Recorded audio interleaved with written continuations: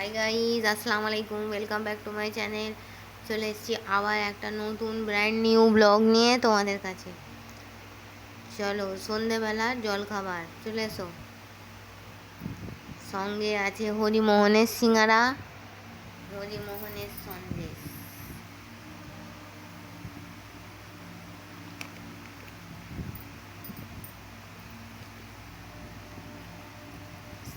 সিঙ্গারা with চাটনি আর হচ্ছে সন্দেশ, সঙ্গে চা। আর এখানে একটা লোক